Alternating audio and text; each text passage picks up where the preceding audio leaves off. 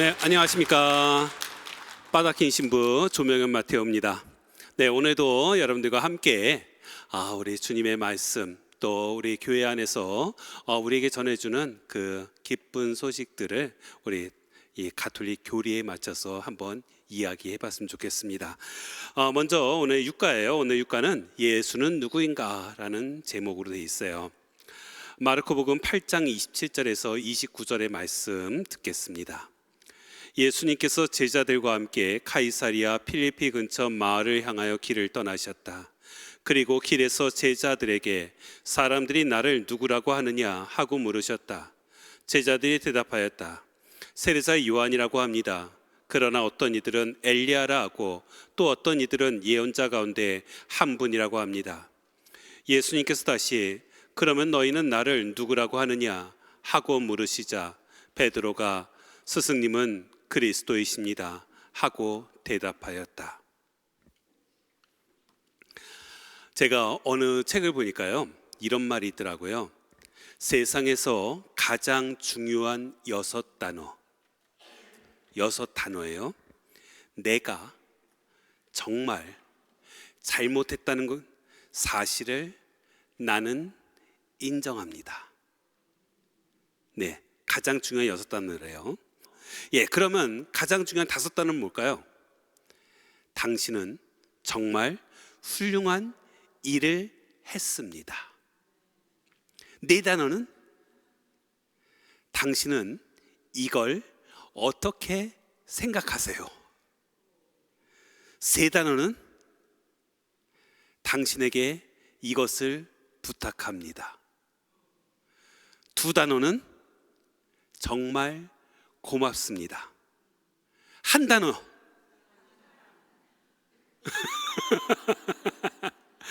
예, 1단어는 우리래요. 우리. 그렇다면 세상에서 가장 중요하지 않은 1단어는 맞아요, 나래다. 네, 그렇다면은요, 이거는 이제 세상 사람들이 하는 얘기고요. 우리 그리스도인에게 가장 중요한 2단어는 무엇일까요? 2단어는 제가 아까 복음 읽으면서 했는데 스승님은 그리스도이십니다. 이게 제일 중요한 베드로의 말이었습니다. 이것이 우리에게 어떻게 보면 핵심이라고도 말할 수가 있어요. 예수님에 관한 이야기를 통해서 하나님께서 인간이 되시어 우리와 함께 머무신다는 사실, 그 사실을 알게 됩니다. 하나님께서는 우리는 사랑이십니다 라고 말을 하죠. 하나님은 사랑이시기 때문에 당신의 외아드님을 이 세상에 보내주셨고 우리는 그분을 통해서 영원한 생명을 얻을 수 있게 되었어요. 그래서 예수님은 하나님의 사랑이 인간 역사에 분명하게 드러난 감격스러운 이름이다 라고 말할 수 있고요. 그래서 베드로는 스승님은 그리스도이십니다 라고 고백할 수 있었던 거예요. 그렇다면 여기 그리스도라는 말이 무슨 뜻인지 좀 알아야 되겠죠. 그리스도는요, 여러분 메시아란 말 들어봤죠? 메시아는 히브리어 말이 아니에요. 메시아는 아람어예요. 아람어로 메시아고요. 이 메시아는 뭐냐면은 기름 부음 받으니 선택받은 사람을 의미합니다. 그래서 그리스도라는 것은 기름 부음 받은 사람, 선택받은 사람을 의미하는 거죠. 그리고 예수가 들어가요. 근데 예수는요, 어떤 뜻이냐면은 히브리 말로 구원이라는 뜻을 가지고 있습니다. 그래서 바로 이 부분을 떠올리면 좀 먼저 떠올렸으면 좋겠고요. 그러면서 제가 문득 들은 생각이 제가 학창 시절에 도덕 시간이었어요. 세계 종교에 대해서 얘기하면서 핵심 교리를 얘기합니다. 그래서 먼저 불교, 자비라고 말을 하죠. 유교, 충효 얘기합니다. 그리스도교, 사랑을 얘기해요. 그런데 사실은 우리 신앙인들은 사랑이라고 얘기하면 안 돼요. 우리에게 핵심은 뭐냐면은 그리스도예요. 그래서 우리 역사상의 예수님을 통해서 바로 예수 그리스도가 우리에게 정말로 필요하신 분, 그리고 예수 그리스도를 통해서 우리가 구원으로 어떻게 나아갈 수 있는지를 우리가 좀 살펴볼 수가 있는 것 같습니다. 우리 역사의 예수님 보면은 우리 그리스도교 신앙의 핵심은 예수님께서 온 인류를 구원하신 유일하신 구세주 곧 그리스도이심을 믿고 고백하는 것이다 라고 말할 수 있습니다. 예수님은 참 하느님이세요. 그죠? 참 하느님이세요. 그런데 똑같이 또 참 인간이기도 해요. 그런데 인간과 다른 점이 있다면 뭘까요? 딱 한 가지예요. 죄가 없다. 죄만 빼고는 모든 점에 있어서 인간과 똑같은 참 하느님이시다라고 말할 수가 있습니다. 그래서 예수님께서 언제 태어나셨냐면은 로마의 지배를 받고 있을 때 그때 태어나셨습니다. 로마의 지배를 받고 있을 때 그때 그 이스라엘을 통치하고 있던 대왕이 있었어요. 누구였죠? 헤로데 대왕이었어요. 이 헤로데 대왕은 로마 황제로부터 여기 다스려 하면서 이렇게 이 지역을 다스리게 된 봉분왕이라고 합니다. 그래서 이 헤로데 대왕이 다스리고 있었던 그 시간에 유다 베들레헴의 한 외양간에서 가난하고 보잘것없이 태어나셨어요. 바로 예수님께서 태어나신 지 올해가 몇 년 됐을 것 같아요? 2025년 우리는 얘기를 합니다. 왜냐하면은 우리가 AD 그 다음에 BC 이거 쓸 때 그 기준이 뭐예요? Before Christ 아니면 After Christ 하잖아요. 그래서 우리가 예수님 기준을 보기 때문에 예수님께서 2025살이구나 라고 말을 하기도 하지만 실제로 역사상으로는 기원전 6년에서 7년 그쯤 태어나셨을 것이다 라고 이야기를 하고 있어요. 아무튼 뭐 6년에서 7년이나 그 다음에 우리 크게 봐야죠. 그래서 2025세라고 말을 해도 상관은 없을 것 같습니다. 그래서 예수님께서는요 이제 부모님 모시고서 나자렛에서 일상적인 육체 생활을 하시고요. 그러면서도 하느님 율법에 순명하는 유다인의 종교 생활을 하셨습니다. 그래서 여러분 성경을 보면은 예수님에 대한 기록이 예수님께 태어나시고 그 다음에 이집트 피난 가시고 다시 나자렛 돌아오시고 그 쭉 얘기가 없다가 갑자기 예수님께서 공생하기 시작합니다. 그죠? 그러면은 중간에 하나가 딱 사건이 하나 있긴 있어요. 뭐냐면은 12살에 예루살렘 성전에서 예수님이 잃어버린 사건이 하나 있었잖아요. 그 사건 빼고는 아무것도 나오지 않습니다. 그래서 예수님에 대한 어렸을 때 기록 12살이 제일 마지막이고 그 다음에 30살로 홀짝 뜁니다. 그죠? 그렇다면은 12살부터 30살 때까지 그때까지는 왜 아무런 기록이 없을까라고 많은 사람들이 의문을 가질 수밖에 없어요. 그죠? 왜 그러냐? 바로 이 부분도 하느님께서는 우리에게 이야기하고 계신 거예요. 왜냐하면은 예수님은 인간과 완전히 똑같았기 때문에 따로 적을 게 없는 거예요. 바로 우리가 성경에 특히 복음에 나와 있는 것은 바로 예수님의 신성, 바로 예수님의 하느님의 거룩하심을 드러낼 수 있는 부분, 바로 그 부분만 성경에 나와요. 그렇기 때문에 우리 인간과 똑같은 삶을 사셨다는 거, 그것은 빈 공간으로 되어 있습니다. 빈 공간이지만 우리는 이 사실을 통해서 하느님께서 사람이 되셨다는 것을 믿을 수 있는 거예요. 그래서 아무것도 적혀져 있지 않다는 것, 이것도 우리에게 커다란 의미가 있다는 것을 여러분에게 말씀드려요. 이제 예수님께서 공생활을 시작을 하십니다. 요르단강에서 요한에게 세례를 받음으로써 이제 시작을 하세요. 바로 이 부분을 통해서 우리가 한 가지 또 알 수 있는 것이 있습니다. 뭐냐면은 예수님께서 우리가 세례 받을 때 떠올려 보자고요. 우리 세례 받으면서 우리 죄가 사해져야 안 사해져요? 우리 죄가 다 사해지잖아요. 깨끗한 상태가 되지 않습니까? 여러분 목욕 갔다 오면 어떻습니까? 깨끗하잖아요. 기분도 정말로 프레시하잖아요. 마찬가지로 우리가 세례를 받게 되면은 죄로부터 깨끗해진 상태가 된단 말이에요. 그런데 예수님은 죄가 있다 없다? 없어요. 죄 없는 분이 왜 세례 받는 거예요? 그냥 목욕하신 거예요? 아니에요. 예수님께서는 이 땅에 오신 목적을 분명히 얘기하셨습니다. 우리에게 모범을 보여주시기 위해서. 우리가 하느님 안에서 머물러야 되기 때문에 당신께서 먼저 하느님과 머무르는 방법을 직접 보여주신 거예요. 그게 뭐다? 세례였어요. 그래서 종종 이런 말씀하십니다. 깐단 애기들 뭘 한다고 벌써 유아 세례를 왜 줘요? 우리나라에는 종교의 자유가 있잖아요. 하면서 아이에게 유아 세례 주는 거, 아무것도 모를 때 세례 주는 거, 이것은 옳지 않다라고 말을 합니다. 하지만 그렇지 않아요. 예수님께서도 죄 없는 분이 세례 받으셨다니까요. 필요 없으니까 받았겠어요? 심심해서 받았겠어요? 아니란 말이에요. 정말로 우리에게 필요하기 때문에, 하느님의 영광 안에 머물 수 있기 때문에 바로 이 모범을 직접 보여주면서 너희들도 단 한 명도 빠짐없이 다 세례 받아야 된다는 것을 이렇게 직접 보여주신 거예요. 그렇기 때문에 이 아이에게 유아 세례 주는 것은 바람직하다, 반드시 필요하다는 거예요. 만약에 애한테 종교의 자유를 주고 싶어요.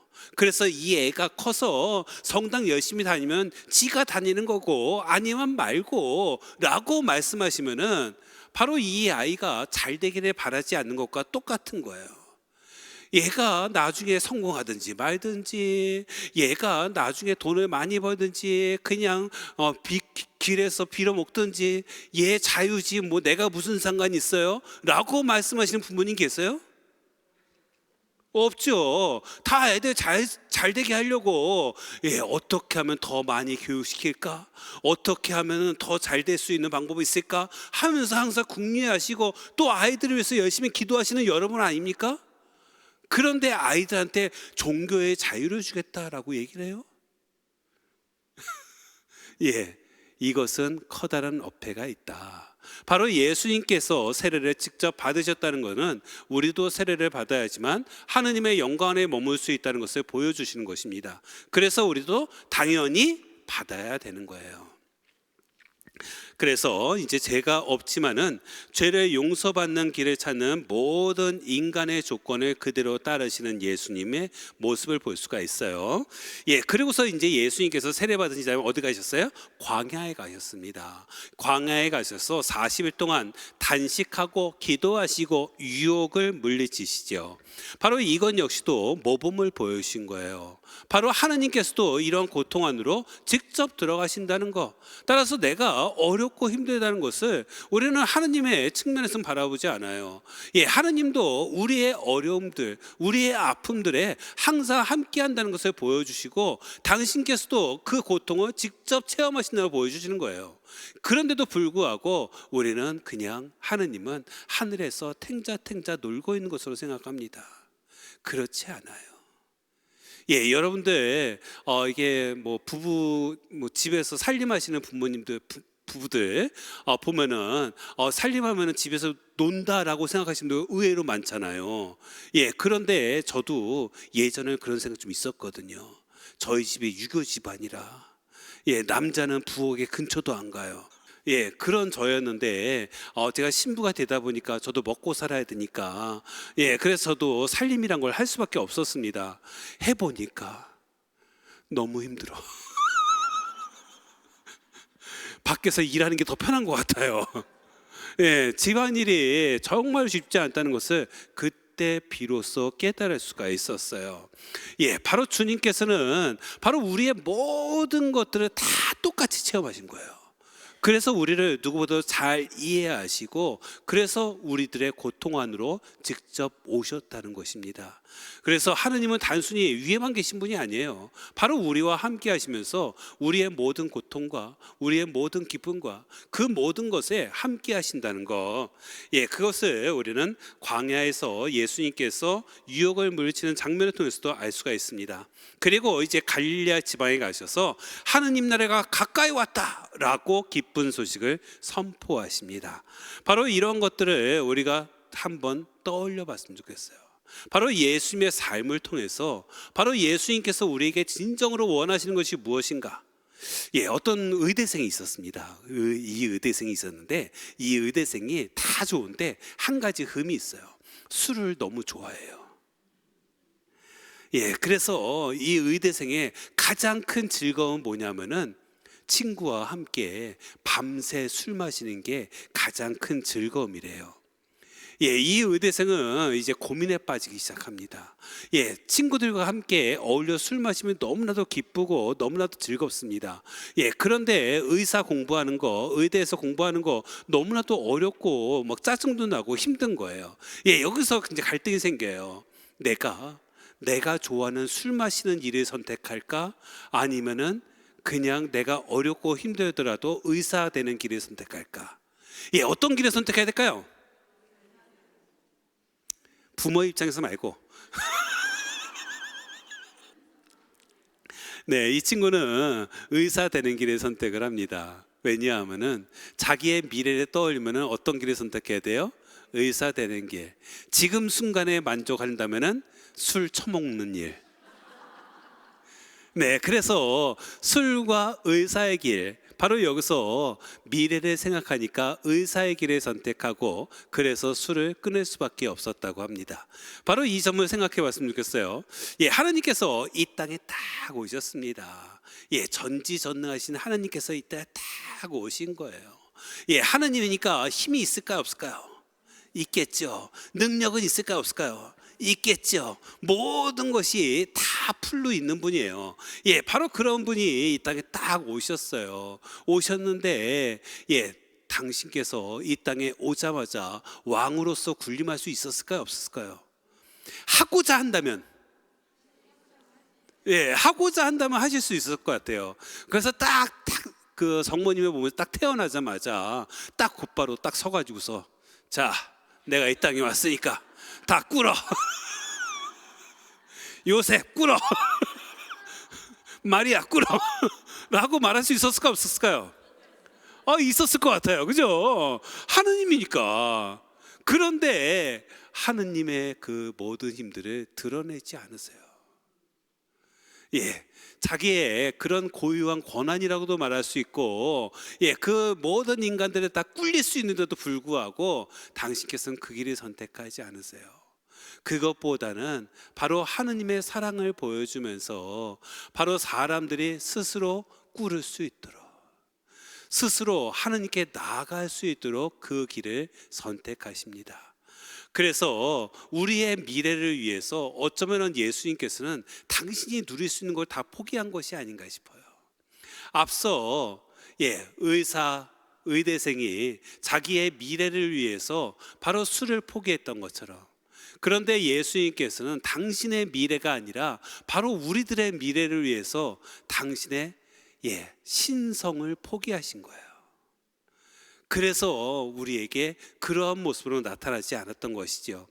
베들레헴에서, 그리고 나자렛에서, 그리고 요르단에서 세례받으면서, 갈릴레아에서, 그리고 십자가에 못 박혀 돌아가시면서 그 모든 것들이 우리의 구원이라는 미래를 위해서 했다는 것, 바로 이 사실에 우리는 주목해야 된다는 거예요. 그래서 이제 이런 얘기가 있더라고요. 예수님께서는 이렇게 직접 모범을 보여주셨다 했잖아요. 우리도 그 길을 따르기를 바라면서, 그래서 우리가 스스로 통제하고 우리가 스스로 하나님께 나아가기를 간절히 바라십니다. 근데 이런 얘기가 있더라고요. 그 어느 여성단체에서요, 최고 모범 남성을 뽑는 대회가 있었대요. 그래서 가장 모범적인 남성, 그 남성을 뽑기 위해서 이제 이렇게 인터뷰도 하고 막 그랬다고 합니다. 그런데 어떤 사람이 편지를 보내온 거예요. 자기에 대해서. 그래서 자기가 최고 모범 남성이 될 수 있을 것 같다고 하면서 보냈습니다. 그 내용은 이렇습니다. 저는 술이나 담배를 전혀하지 않습니다. 정해진 음식에 정량 외엔 절대 과식을 하지 않습니다. 운동 시간을 정해서 하루도 빠짐없이 실천하고 있습니다. 여성이나 아이들을 절대 구타하지 않습니다. 규칙적인 생활을 몸에 익혀서 질서정연한 삶을 유지하고 있습니다. 영화나 비디오로 시간을 축내는 법이 없습니다. 규칙적인 삶을 위해서 휴대폰을 사용하지도 않습니다. 일요일에는 하루도 빠짐없이 미사에 참석합니다. 이런 생활을 7년째 계속하고 있습니다. 어때요? 최고의 남자 같지 않습니까? 예, 그래가서 이 여성단체에서는 야, 진짜 최고의 남자다. 예, 그래서 곧바로 그 편지에 적혀 있는 그 전화번호에 전화를 했습니다. 전화를 했더니만 그 전화에서 곧바로 이렇게 말하더래요. 땡땡 교도소입니다. 땡땡 교도소입니다. 무엇을 도와드릴까요? 라고 말을 하더래요. 예, 이 사람은 어디 있는 사람이에요? 예, 교도소에 수감 중인 사람이에요. 자기 의지가 아니라 타의에 의해서 억지로 이런 생활을 하고 있는 것이죠. 이런 사람은 모범적인 사람이다라고 말하지 않아요. 바로 주님은 이러한 삶이 아니라 우리가 스스로 알아서 하게끔, 그래서 우리에게 채찍질하지 않으면서도 사랑으로서 우리를 이끌어 주신다는 것입니다. 그래서 예수님께서 이제 복음 선포를 하세요. 구약에서 약속된 구세주 그리스도의 사명을 띠고 이 땅에 오셨고요, 하느님의 인간 구원 사업을 완성하실 것을 당신의 말씀과 행적으로 가르치셨습니다. 그런데 단순히 말만 하셨습니까? 그렇지 않았어요. 당신께서는 직접 몸으로도 보여주셨어요. 그래서 슬픔이 있는 사람에게는 기쁨을 주셨고, 온갖 유혹과 욕망에 묶인 이들에게는 자유와 해방을 주셨고, 가난한 사람들에게는 기쁜 소식을 가져다 주시는 삶을 사셨습니다. 그래서 마귀 들린 사람 고쳐주십니다. 마귀 들린 사람 사실 고치기가 그 당시에 종교 지도자들도 고치긴 했다고 그래요. 하지만은 절대로 고칠 수 없는, 쫓을 수 없는 마귀가 있었어요. 벙어리 마귀. 그래서 성경에서 보면은 이런 것은 처음 본다 하면서 사람들이 깜짝 놀라는 거 있잖아요. 그런 장면들을 보면은 항상 벙어리 마귀 때였어요. 그게 뭐냐면은 그 당시에 이 벙어리 마귀는 하느님만이 쫓아낼 수 있다고 그랬거든요. 근데 예수님께서 쫓아내신 거예요. 왜 쫓아낼 수 있었을까요? 하느님이시니까. 그래서 예수님은 이렇게 당신의 신성을, 하느님의 영광을 끊임없이 보여주셨어요. 하지만 사람들은 믿지 않았죠. 그래요, 병자들을 고쳐주셨습니다. 그러면서 참된 자유와 해방을 주셨고요, 그리고 당신이 이 세상 구원하시는 구세주라는 것을 드러내신 거예요. 예수님께서는 또 모든 사람을 사랑하셨습니다. 어떤 사람을 사랑했어요? 모든 사람을 사랑했지만 특별히 그 당시에 소외된 사람들, 가난한 사람들, 그 사람들을 특별히 사랑했다는 걸 알 수 있습니다. 세관장 사랑했을까요? 사랑하지 않았을까요? 사랑했습니다. 사실 세관장은요, 이게 좀 많았어요. 예수님께서 딴 생각이 있었던 건가요? 아니에요. 바로 예수님께서는 이 돈을 보신 게 아니라 바로 세관장이 가지고 있는 마음의 가난함을 보셨어요. 이 세관장은 돈은 많았습니다. 왜냐하면은 로마의 보호를 받고 있었거든요. 로마 세력의 보호를 받다 보니까 돈은 많았어요. 그런데 이제 자기 동포들한테 세금을 뺐습니다. 뺏어 가지고서 로마에 갖다 바치는 거예요. 근데 갖다 바칠 때 자기가 삥땅을 쳐도 로마에서는 그걸 다 묵인했다고 그래요. 그래서 그것을 당연한 것처럼 생각을 했다고 합니다. 따로 봉급을 주지 않았거든요. 그래서 내 봉급을 내가 챙기는 거예요. 그럼 조금 챙기겠어? 많이 챙기겠어요? 우리는 인간이니까. 자기 월급 자기가 챙기는 거예요. 그러니까 로마에 갖다 주는 거, 그것을 빼고 나머지는 다 자기가 했기 때문에 굉장히 부자였죠. 그러다 보니까 많은 유다인들한테 시기 질투 당합니다. 그리고 유다인들은, 이스라엘 사람들은 지금 로마의 지배를 받고 있었으니까 바로 이 사람들은 뭐예요? 로마에 지금 충성을 하고 있는 매국노라고 생각을 했던 거죠. 그리고 더군다나 이들이 만지는 돈이 뭐냐면 로마 동전이거든요. 로마의 화폐에는 로마 황제의 얼굴이 새겨져 있었어요. 그래서 이것을 우상숭배라고 생각을 했습니다. 그런데 그 우상숭배인 그 돈을 매일같이 만지는 사람이 누구다? 세관장이었어요. 예, 그렇기 때문에 이들은 죄 안에 항상 머물러 있는 사람, 상종에서는 절대 안 되는 사람, 바로 그 사람이 바로 세간장이었어요. 하지만 예수님께서는 차별하지 않으세요.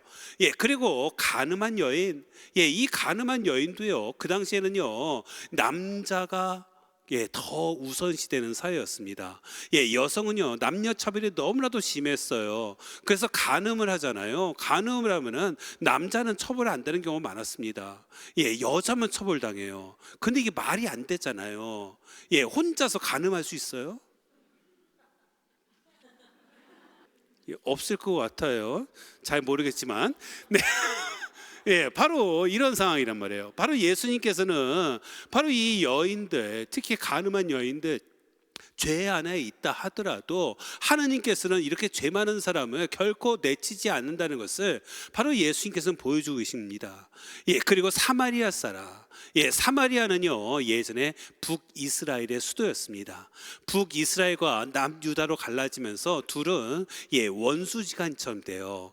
그러면서 이제 바빌론 유배를 떠나게 되면서 이 북이스라엘은 이제 다른 이방 민족과 합칠 때가 많았습니다. 그래서 그 다니엘 민족이 아니다라고 생각을 했던 거예요. 그래서 거의 이방인처럼 생각을 했어요. 그래서 유다인들이 저 사마리아 사람은 다 이방인이야 하면서 상종도 하지 말아야 돼 하면서 거리를 뒀었단 말이에요. 하지만 예수님께서는 그 사마리아 사람에게도 바로 영원한 생명에 대해서, 그래서 영원한 생명에 대해서 이야기하시면서 그 역시도 구원의 길로 이끈다는 것을 볼 수가 있어요. 그리고 태생소경 역시 마찬가지죠. 그 당시 병자는요, 그 병이 왜 생겼냐면은 내 죄에 대한 결과 때문에 생겼다고 생각을 했습니다. 내가 죄를 졌기 때문에 이런 병에 걸린 거야 라고 생각한 거예요. 그런데 태어날 때부터 앞을 볼 수가 없었어요. 그러면은 이 사람은 언제부터 죄가 있는 거예요? 맞아요. 태중에 있을 때부터 죄 덩어리인 거예요. 그래서 이 사람 자체의 탄생 자체가 잘못된 것이라는 거죠. 그래서 사람들이 얼마나 놀렸겠어요. 이 죄 덩어리야 하면서 놀렸을 걸 생각해 보세요. 하지만 예수님께서는 그 사람의 그 아픔을, 그것을 모두 어떻게 보셨다? 가엾이 보셨다라고 되어 있어요. 바로 예수님께서 가엾이 여기는 마음, 이것이 바로 사랑이었어요. 그래서 아무런 차별 없이 사랑하시면서 루카복음 5장 31절에서 32절 보면 이렇게 말씀하십니다. 건강한 이들에게는 의사가 필요하지 않으나 병든 이들에게는 필요하다. 나는 의인이 아니라 죄인을 불러 회개시키러 왔다 라고 이야기하세요. 바로 이 말씀에 우리 모두 희망을 얻게 되는 것 같습니다. 사실 제가요, 얼마 전에 좀 부끄러운 고백을 좀 할게요. 제가 얼마 전에 딱지 띄었어요. 신호 위반했어요. 몰랐는 줄 알았는데 찍혔어요. 사실은 거기가 제가 예전부터 많이 다니던 길이었어요. 다니던 길이라 거의 신호등이 없었거든요. 근데 신호등이 생겼던 거예요. 그래서 저는 신호등이 없는 걸로만 생각을 하고 그냥 지나갔던 거죠. 근데 그 지나갈 때가 빨간불이 땐가 봐요. 그래서 신호 위반으로 딱지 날린 거 처음이에요. 그래서 속도 위반으로는 몇 번 본 적 있어요. 예를 들면은 갑자기 속도가 바뀔 때 있잖아요. 그래가지고 찍히는 경우가 있었는데 이처럼 저 신호 위반으로 찍힌 건 처음이었거든요. 근데 신호 위반 찍힐 때 처음 알았는데 이 빨간색 그거 신호등 있잖아요. 그거 나오더라고요. 그래서 요 신호 때 어디쯤 가고 있는지 그게 나와요. 그래서 제가 벌금을 냈습니다. 그래가지고서 굉장히 부끄러웠어요. 신부가 돼가지고서 법도 안 지키고 하면서 스스로 반성을 많이 했습니다. 그런데 제가 이제 문득 들은 생각은 여기 원래 신호등 없었는데 왜 생겼지? 하면서 남 탓하게 되는 거예요. 그죠? 여기 원래 신호등 없었는데 왜 생겼지? 하면서 막 그런 겁니다. 왜 생겼을까요? 저 같은 사람 많아서 예, 위험하니까. 예, 위험하니까 신호등이 생깁니다. 그래서 위험한 곳에는 항상 신호등이 있는 거예요. 그래서 조심해야 되는데 신호등의 색깔을 보면은 무슨 색이에요? 빨간색, 노란색, 파란색. 파란색이에요? 녹색이에요? 초록색이에요? 파란색이에요? 네, 아무튼 초록색이라고 하죠, 뭐. 빨간색, 노란색, 초록색 있어요.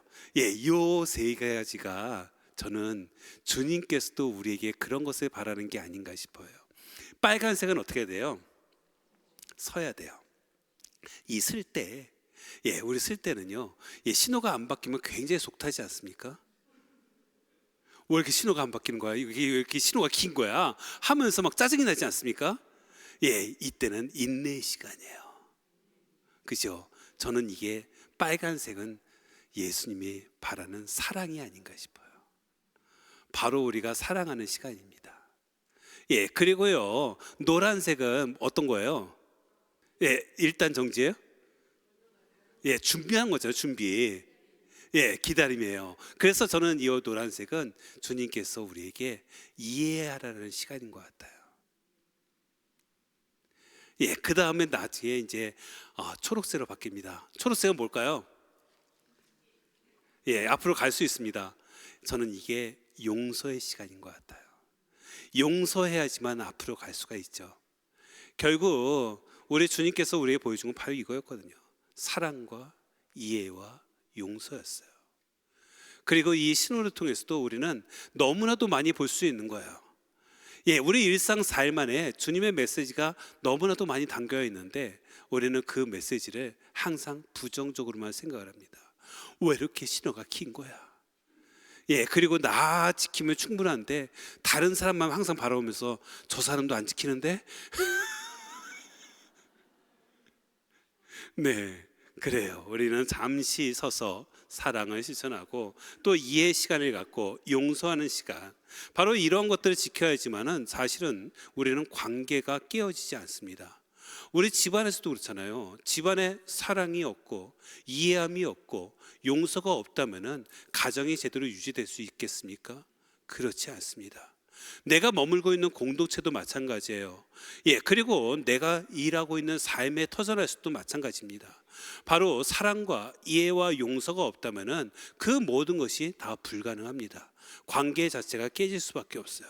바로 이런 것들이 주님께서 우리에게 끊임없이 이야기하셨던 것이었어요.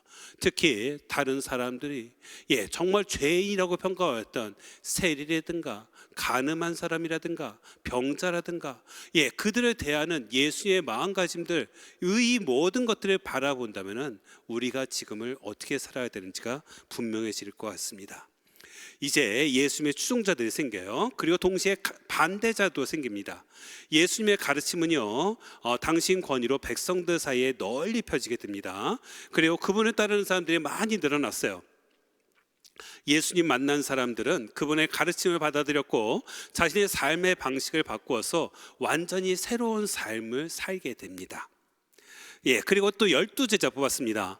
12제자 뽑아서 당신 사명 수행에 함께 하도록 하셨어요. 그리고 그 12제자들은 예수님의 행적과 예수님의 가르침을 직접 보고 들으면서 바로 예수님을 인정하기 시작합니다. 그래서 베드로가 나서서 얘기했잖아요. 스승님은 그리스도이십니다. 바로 이렇게 말했던 것은 바로 예수님을 구세주로서 인정하고 고백한다는 것이었어요. 그런데 이제 문제는요, 이들은요 확고한 믿음을 갖고 있었던 것 같지만 그렇지 않았다는 거예요. 그만큼 이들은 부족한 사람들이었습니다. 그래서 예수님을 배반하기도 하고 예수님을 모른다고도 하고 그리고 예수님 돌아가시자 그들은 뿔뿔이 흩어지기도 합니다. 바로 이런 것들을 보면은 왜 예수님께서 이렇게 부족한 사람들의 제자를 뽑았을까라고 우리가 생각을 하게 됩니다. 우리가 뭐 직원을 채용하거나 누구를 뭐 이렇게 부를 때, 아니면 우리 교회 안에서도 뭐 이렇게 단체장이라든가 임명을 할 때 어떤 사람 임명해요? 부족한 사람 임명합니까? 말 많은 사람 임명합니까? 아니면 어떤 사람 뭐 여러분들이 뭐 CEO다 생각을 해보세요. 우리가 직원을 채용할 때도요, 학벌 좀 좋은 사람 뽑지 않겠어요? 예, 자격증 중에 있는 사람 뽑지 않겠어요? 예, 능력 있는 사람 뽑지 않겠어요? 성격 좋은 사람 뽑지 않겠어요? 예, 그리고 회사에 충성할 사람 뽑겠어요? 아니면 배반할 사람 뽑겠어요? 충성할 사람 뽑잖아요. 그런데 예수님은 정반대였단 말이에요. 예, 학벌도 다 형편없어요. 예, 그리고 능력도 다 없어요. 예, 그리고 성격도 좀 더러운 사람 너무 많아요. 예, 그리고 그것도 모자라서 당신 팔아넘길 유다 이스카리ot까지 제자를 뽑는단 말이에요. 모든 것을 다 하시는 하느님께서 왜 이런 어리석은 행동을 하셨을까? 바로 하느님의 영광을 드러내기 위해서거든요. 예, 이렇게 부족한 사람들을 통해서 하느님의 영광이 드러날 수 있다는 것, 이것을 통해서 바로 제자들을, 부족한 사람들을 뽑습니다. 실제로 그렇잖아요. 예, 이렇게 예수님 배반하고 예수님 모른다고 하고 예수님의 그 죽음 위에 막 도망쳤던 그 제자들이 자기의 목숨까지 바치면서, 또 베드로 같은 경우는 저는 예수님과 똑같이 죽을 수 없습니다 하면서 거꾸로 매달려서 십자가 못 박혀 돌아가시는, 예, 그런 장면들, 예, 그런 용기는 과연 어디서 났겠어요? 예, 사람들은 그 제자들을 바라보면서 이런 생각을 하죠. 야, 저렇게 부족한 사람들이, 저렇게 능력 없는 사람들이 어떻게 예수님에 대해서 이렇게 자신 있게 세상 앞에 내어놓을 수 있을까? 이렇게 제자들을 바꾼 저 예수님은 정말 대단하신 분이다. 예, 바로 하느님의 영광이 올라가는 거죠. 예, 그런 측면에서 우리가 생각한다면은 우리 교회 안에서도 마찬가지예요. 우리 교회 안에서도요, 예, 종종 이런 생각할 때 있잖아요. 아니, 저 사람이 무슨 단체장감이야? 예, 저 신부는 왜 저기 있는 거야? 라고 생각할 수도 있잖아요. 예, 우리는요, 이렇게 함부로 판단하고, 예, 그 사람을 더욱더 낮추려고 노력을 합니다. 그리고 이것이 하느님의 판단에 옳지 않다고 생각을 하면서도, 그래서 고해성서 때 이런 고백을 하면서도 자신의 판단이 옳지 않다는 것을 다른 사람들에게 끊임없이 설득을 시키죠. 저 사람은 안 돼. 예, 그 결과 어떻게 되냐면 하느님의 영광이 드러나지 않는다는 거예요. 하느님의 영광은 부족한 사람을 쓰면 쓸수록 그 영광이 드러납니다. 그래서 여러분, 단체장들 어디 없다, 공석이 되었다 그러면 가장 부족한 사람을 찾아보세요. 하느님의 영광을 드러내야 됩니다. 예, 딱 시키면 딱 그러잖아요. 저 못해요, 저 진짜 못해요, 능력 없어요, 힘 없어요. 그러면은 잘 됐다. 그래서 하라는 거예요 라고 여러분들은 얘기할 수 있어야 됩니다. 아시겠죠? 저도 그렇게 얘기하고 있습니다. 예수님께서는 한 가족, 한 민족을 구원하려고 이 땅에 오신 것이 아니었어요. 온 인류를 구원하실 메시아로 오셨습니다. 예, 그래서 우리가 정말로 하느님의 사랑 안에 머물 수 있도록 이 땅에 오신 거예요. 그리고 우리 모두 하나하나를 다 구원으로 이끌어 주시기 위해서 노력하고 있다는 것을 우리 모두 잊어서는 안 됩니다. 이런 얘기 있잖아요. 어떤 부부가요, 백화점에서요, 이제 쇼핑을 하고 있어요. 막 쇼핑하고 있는데 남편하고 아내하고 쇼핑을 하는데 남편이 아내 손을 꽉 잡고, 예, 꽉 잡거나 아니면 딱 팔짱을 끼고, 예, 그리고서 이제 산책하는, 쇼핑을 하는 거예요. 예, 이런 경우는 없잖아요. 보통은 여성이 남자 팔짱을 딱 끼지 않습니까? 안 그래요? 이제 해봤어야 알지.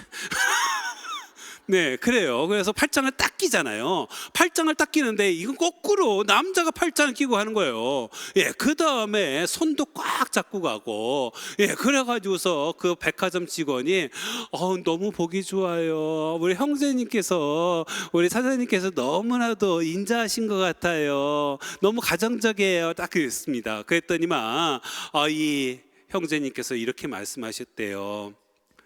우리 집사람, 충동 구매 막으려면 이 방법밖에 없어요. 예, 끊임없이 충동 구매를 하다 보니까, 예, 손을 꽉 잡고 있어야 되고 팔짱을 껴서 못 가게 만들어야 되는 거예요. 바로 이런 얘기를 합니다. 예, 이 얘기 들으면서 예수님께서 이 땅에 오신 것도 그게 아닐까? 우리가 죄로 빠질 때 계획성 있게 죄에 빠집니까? 나 오늘부터 죄 2번만 해야지 라고 하지 않잖아요. 나도 모르는 사이에 죄에 흠뻑 빠져 있잖아요. 나도 모르는 사이에 죄로부터 쉽게 기울어지는 우리의 이런 나약한 모습들, 부족한 모습들. 그래서 주님께서는 우리들에게 팔짱 끼려고 이 땅에 오신 것 같아요. 그리고 우리들 손을 꽉 잡고 있는 것 같아요. 더 이상 죄로 나아가지 말라고, 제발 좀 죄로 좀 나아가지 말라고 하면서 손을 꽉 잡고 계신 것 같아요. 그래서 주님께서 우리에게 이 땅에 오셨고 우리를 구원할 진정한 메시아다라고 말할 수 있습니다. 단순한 현세적인 만족이 아니었어요. 인간을 모든 악에 뿌린 죄에서 해방시켜서 진정한 자유와 행복, 그리고 영원한 생명을 주는 것이었습니다. 당시 이스라엘은 로마의 압제에서 해방시켜줄 정치적인 메시아를 고대했습니다. 그래서 아마 그 당시에도 아마 이스라엘은 이 노래를 부르지 않았을까 싶어요.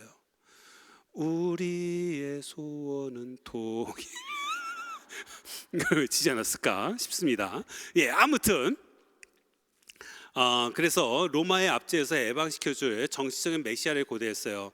그런데 그들의 현실적인 기도를 채워주러 오신 것이 아니었다는 거예요. 바로 이 세상의 관점, 그것이 아니라 하느님 나라의 관점, 바로 이 세상에서 자기의 영광이 아니라 바로 하느님의 영광을 드러내기 위해서 이 땅에 오신 예수님이라는 거. 그래서 예수님께서는 끊임없이 누구랑 싸워야 돼요. 그 당시에 종교 지도자들하고 싸울 수밖에 없었어요. 종교 지도자들은 바로 정치적인 메시아를 원했었거든요. 그래서 자기들이 정말 이 성전 안에서 열심히 하느님을 섬길 수 있도록, 자유롭게 섬길 수 있도록, 그래서 진정한 자유가 이루어지길 원했습니다. 바로 그것을 이루실 분이 누구다? 메시아다라고 생각했거든요. 바로 그러한 측면에서 유다교 지도자들과 율법 해석과 성전 운영을 정면으로 논박할 수밖에 없었고요. 그들의 위선과 부패를 질타합니다. 그러면서 이제 예수님을 제거할 계획을 세우죠. 예수님의 죄는 이것이었어요. 인간이 하느님의 행세를 하면서 가장 커다란 죄악인 하느님 모독죄를 저질렀다라는 것이었습니다. 그래서 예수님을 죽이기로 하고 로마 총독 본시오 빌라도에게 예수님을 정치적 반역자로 고발을 하게 됩니다. 그래서 십자가의 형을 당하시고 십자가에 못 박혀 돌아가세요. 바로 이것은 무엇이냐면은 예수님께서 당신 자신을 제물로 바치신 거예요. 그래서 구약에서 보면은 속죄 제물이라는 게 나와요. 내가 가지고 있는 죄, 이 죄를 이 동물에게 뒤집어 씌워 가지고서 그 동물이 내 죄 대신에 내 죄가 그 동물에 넘어가서 내가 깨끗해지는 거예요. 그래서 이거 속죄 제물이라고 하는데, 예수님께서 우리 인간의 모든 죄를 다 짊어지고 당신께서 속죄 제물이 되셨다는 것입니다. 그래서 예수님의 대속이다라고도 말하고요. 이로써 하느님과 인간이 진정으로 화해하게 되었다라고도 말을 합니다. 그러면서 이제 예수님께서 이제 돌아가셨어요. 이걸로 모든 게 다 끝났다라고 생각했는데 예수님께서 부활을 하십니다. 이제 여러분들 부활 사건, 이 부활에 대해서 잘 생각해 볼 필요가 있어요. 여러분들 부활을 보면은 예수님께서 생전에 계실 때, 공생활을 하실 때 죽은 사람을 살린 경우가 있었습니다. 누구였어요? 2번 있었어요. 라자로가 있었어요. 그 다음에 과부의 아들이 있었어요. 그죠? 2번 있었습니다. 그런데 이 사람 라자로가 다시 살렸다고 하지 결코 라자로의 부활이라고 얘기하지 않아요. 이상하지 않습니까? 왜 부활이 아닐까요? 뭐냐면은 부활은요 항상 뭐하고 연결되냐면 영원한 생명과 연결돼요. 그래서 부활은 다시 죽으면 안 돼요. 라자로는 다시 살아났어요. 하지만 죽었어요. 그 과부의 그 아들 역시도 다시 살아났어요. 하지만 죽었어요. 그렇기 때문에 부활이 아닌 거예요. 예수님은 죽었다가 다시 살아났어요. 그 다음 어떻게 했어요? 승천하셨습니다. 그래서 부활인 거예요. 바로 부활과 소생의 차이는 여기에 있어요. 그래서 그 당시에 예수님 죽음으로 모든 것이 다 끝난 것처럼 제자들은 생각을 했고, 그 당시 사람들도 그렇게 생각을 했습니다. 하지만은 예수님의 부활을 통해서 제자들은 커다란 기쁨을 얻을 수밖에 없었어요. 제자들이 부활하신 예수님을 만나게 됐어요. 얼마나 반가웠겠어요. 완전 최악의 상황이에요. 이제 예수님도 안 계시고 믿었던 백도 없어진 것 같고, 사람들은 나 죽이려고 하고, 나도 예수님처럼 십자가 못 박혀 돌아 죽을 것만 같고, 그래서 다락방에서 벌벌 떨고 있고, 바로 그러한 상태에서 예수님께서 짠 하고 나타나신 거예요. 그러니까 얼마나 반갑겠습니까? 얼마나 기뻤겠어요. 바로 예수님께서는 그러한 기쁨으로서 다가오신 거예요. 그 기쁨이 단순히 2000년 전의 이례적인 사건이냐? 아니라는 거예요. 지금 이 순간에도 우리 삶 안에서 예수님께서는 그 부활하신 모습으로서 끊임없이 다가오고 계십니다. 그래서 제자들이 실망해서 뿔뿔이 흩어졌지만, 바로 예수님께서는 바로 사랑으로서 그들을 다시 다 모으셨어요. 그래서 이제 제자들은 예수님의 복음 선포를 자신들의 사명으로 받아들이고 세상에 나갑니다. 왜냐하면 예수님의 부활을 체험하고 이제 성령을 받았기 때문이에요. 그래서 사흘 만에 다시 부활하신 예수님을 만지고, 그리고 대화도 나누고 음식도 먹으면서 이제 예수님처럼 제자들도 변하기 시작합니다. 기쁜 소식을 세상에 알리게 돼요. 사람들의 그런 힘에 굴복하지 않습니다. 그러면서도 항상 기쁨 안에서 살 수가 있게 됩니다. 그래서 제자들은 예수님의 부활이 실제로 일어난 사건임을 증언하고, 그분이야말로 참으로 구세주이시고 하느님의 아드님이시며 그분께서 곧 하느님이시라는 사실을 온 세상에 전파하게 됩니다. 이제 여기서 우리가 중요한 것이 하나 있어요. 바로 예수님께서 이 땅에 오신 것은 우리의 구원을 위한 것이라고 했습니다. 그러면은 이 구원에 대해 생각해 보자고요. 이 구원은요, 보편적인 구원일까요? 아니면은 배타적인 구원일까요? 한 명도 빠짐없이 다 구원받는 것일까요? 아니면은 특별한 사람만 구원받는 것일까요? 여러분들, 이 사실은 이 교리가 원래는 모든 사람을 향해서 열려 있어요. 열려 있는데 2018년도에 미사경본이 좀 바뀌었어요. 그죠? 또한 사제형과 함께 뭐 이렇게 바뀌었잖아요. 그것뿐만 아니라 여러분들 성찬례 할 때 포도주를 이렇게 딱 올렸을 때 있잖아요. 그때 너희와 많은 일을 위하여 흘릴 피다라고 돼 있어요. 그죠? 너희의 죄를 사여주고, 그 다음에 너희와 많은 일을 위하여 흘릴 피다라고 되어 있습니다. 근데 예전에 어떠냐면 너희와 모든 일을 위하여 흘릴 피다 그랬어요. 모든 이가 많은을 바뀐 거예요. 모든은 보편적인 거예요. 많은은 뭐예요? 배타적인 거예요. 배타적인 구원인데, 이 구원이 나쁜 것이다? 그게 아니라는 거예요. 우선은요, 요 많은의 그 숫자를 보자고요. 여러분, 많은이면 어떤 거예요? 어느 정도가 많은 거예요? 예를 들면은 저한테 만약에 누가 100억 가질래요? 그렇게만요? 깜짝 놀랄 것 같아요. 그죠? 그런데 그 몇 년 전에 그 아마존 CEO 이혼했잖아요. 이혼할 때 그때 그 배우자가 그 위자료를 받은 액수가, 그 금액이 얼마냐면은 43조래요. 그 43조 있는 사람한테 100억 준다 그러면 어떨 것 같아요? 애기라고 하지 않겠습니까? 이 많은의 기준은 그 사람에 따라 달라지는 거예요. 그런데 이 많은이 뭐냐면은 바로 모든 사람과도 연관됐는데, 그 모든 사람 안에서 바로 예수님을 거부하는 사람은 죄가 된다는 거예요. 그래서 예수님께서는 사랑하시기 때문에 그 사람에게 자율권을 주시는 거예요. 자유의지를 주셨고, 그 자유의 의지에 의해서 우리는 이 많은 안에 들어갈 수 있는 거예요. 그런데 내 자유의지를 살려서 내가 거부를 하게 되면 그 많은 안에 들어갈 수 없다는 것입니다. 그래서 미사 경본에 그 부분이 바뀐 거예요. 모든 일을 위하여 흘릴 피다, 이것이 아니라 많은 일을 위하여 흘릴 피다라고 바뀌게 된 것입니다. 바로 이런 것을 생각한다면은 우리가 예수님을 단순히 착하게만 산다, 이것도 역시 가능하긴 해요. 바로 예수님의 뜻이 사랑 안에 사는 거, 이것이 주님의 뜻이기 때문에 주님의 뜻을 따르며 사는 것이죠. 하지만은 단순히 바로 주님 안에서 주님과 함께 산다는 것은 그냥 착하게 산다는 것이 아니라 바로 주님을 떠올리면서, 그리고 주님께서 강조하신 사랑의 계명을 실천하면서 사는 것이 아닐까 싶어요. 우리가 예수님을 통해서 묵상할 것들이 굉장히 많습니다. 바로 이 성경 말씀이 나오는 그 모든 것들이 하나하나가 나에게 뜨거운 말씀으로 다가오셔요. 그 말씀을 받아들이기 위해서는 여러분들이 성경을 더 많이 읽어보시고, 그리고 그 안에서 많은 묵상을 하셨으면 좋겠습니다. 오늘은 여기까지 하도록 하겠습니다. 수고하셨습니다.